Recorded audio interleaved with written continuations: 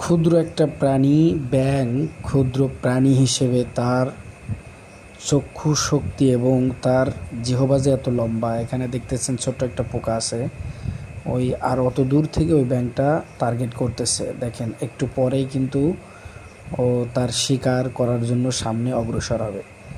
দেখতেছেন আপনারা, হ্যাঁ চলে আসতেছে। দেখেন কত দূর থেকে সে মুখের ভিতরে তার খাবারটা টেনে নেয়। এই দেখেন খপ করে টেনে নিয়েছে, কি আশ্চর্য।